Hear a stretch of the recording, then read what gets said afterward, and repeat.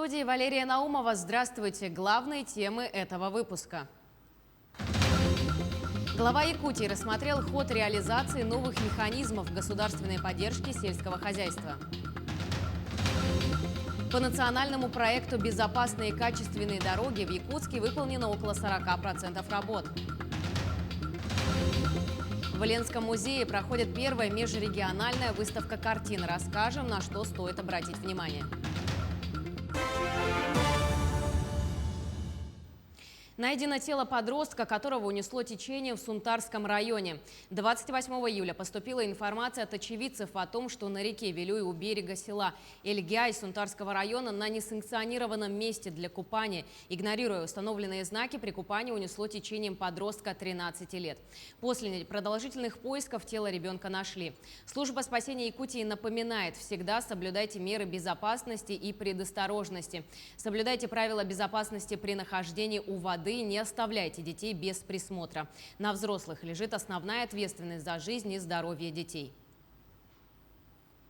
Перейдем к лесным пожарам. По оперативным данным, на территории республики действует 144 природных пожара. За сутки ликвидировано 7 на общей площади свыше 9000 гектаров.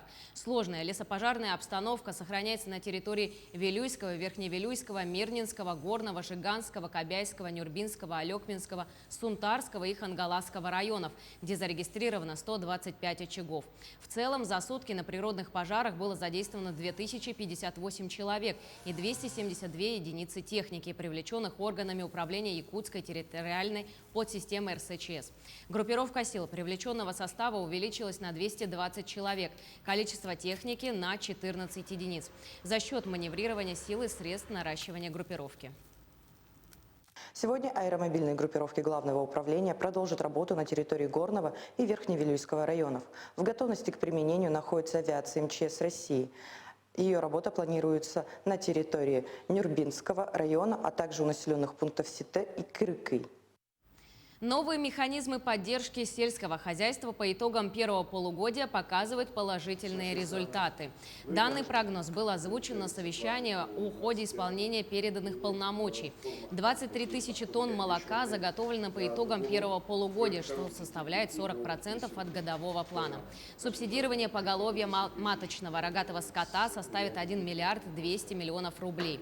На сегодняшний день муниципальным образованием направлено около 1 миллиарда рублей. Это 84% от предусмотренных денежных средств.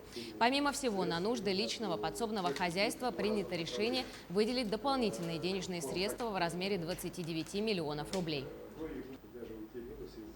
На 2022 год вхождение второго этапа переданных полномочий – это заготовка мяса, это заготовка зерна, заготовка овощей, открытого грунта, картофеля. Здесь Арсением Сергеевичем правительству поручено определить механизмы реализации второго этапа, выделение финансовых средств в бюджете 2022 года, ну и некоторые вопросы, которые касаются в основном самой реализации данного механизма.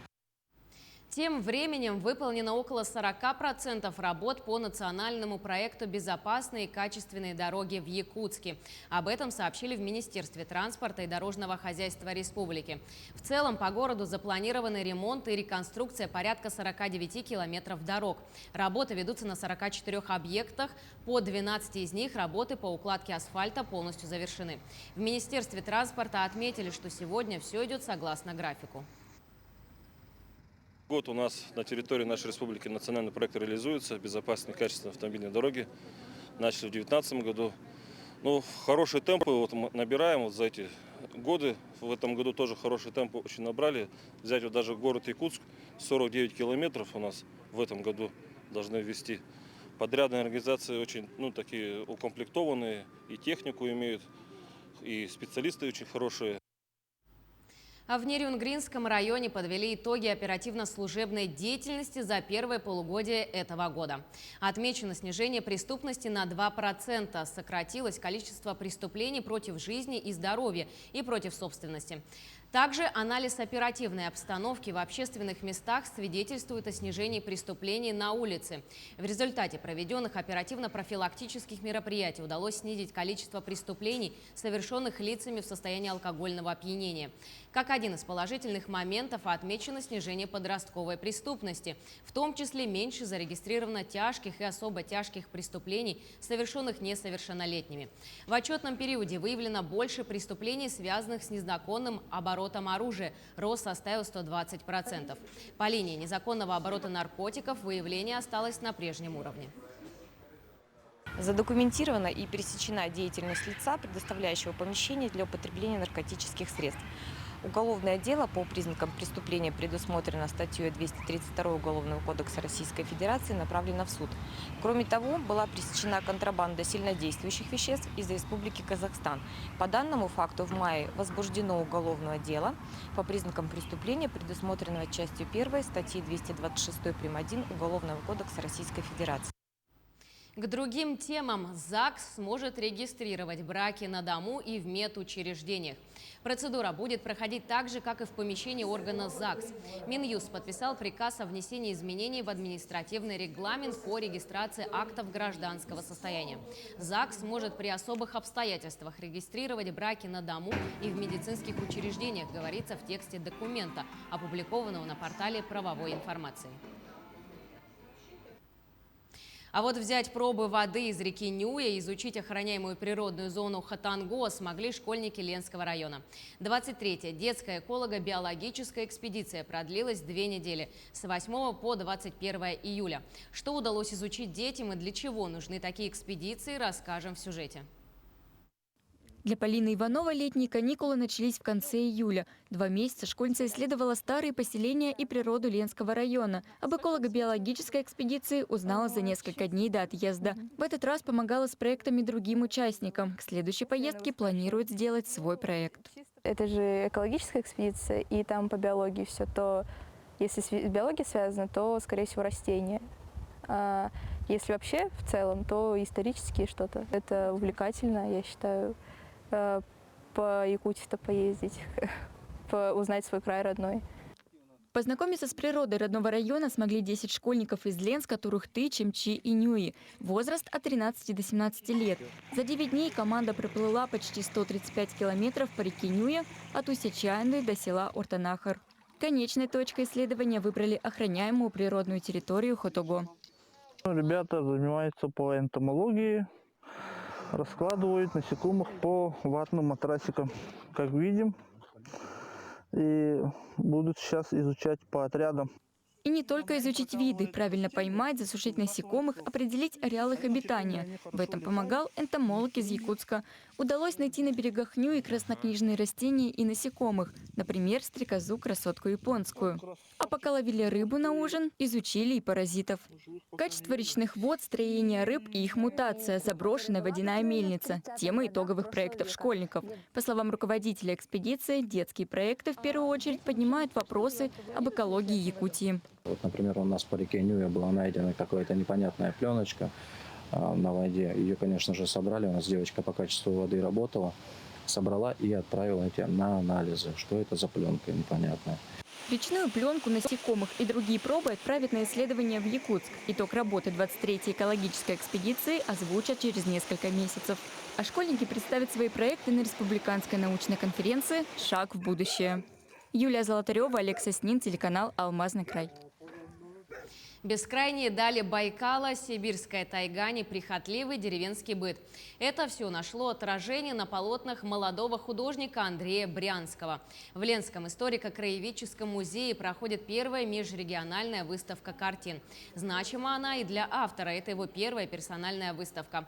Хотя произведения искусства сибирского художника уже имеются в коллекциях не только России, но США, Китая, а также различных европейских стран, лучше всего о художнике рассказывает его творчество. Выставка «Таежный мотив» Андрея Брянского продлится до середины сентября. Ленчане и гости города могут не только прикоснуться к прекрасному, но и приобрести в личную коллекцию кусочек Сибири, запечатленный на полотнах художника. Более 15 лет Андрей оттачивает свое мастерство. Первые его работы нашли положительную оценку у критиков.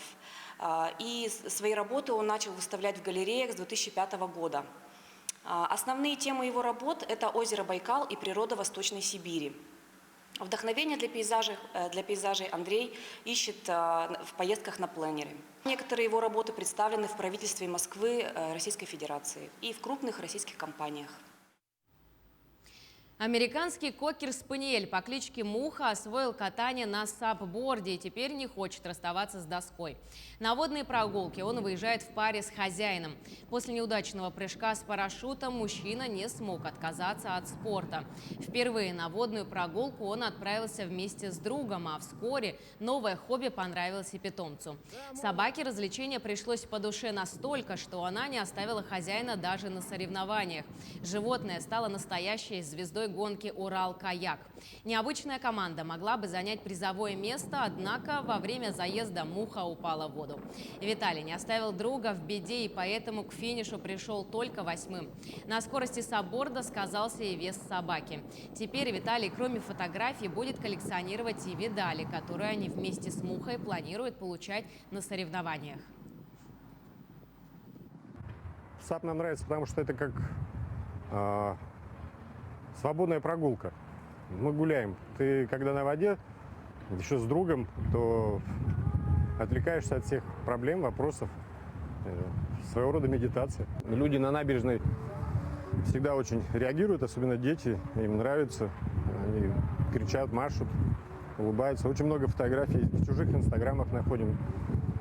Друзья присылают, что вот фотографию у кого-то знакомых увидели. То есть это такая визитная карточка наша.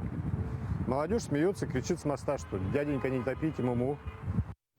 К этому часу это все новости. Оставайтесь с нами.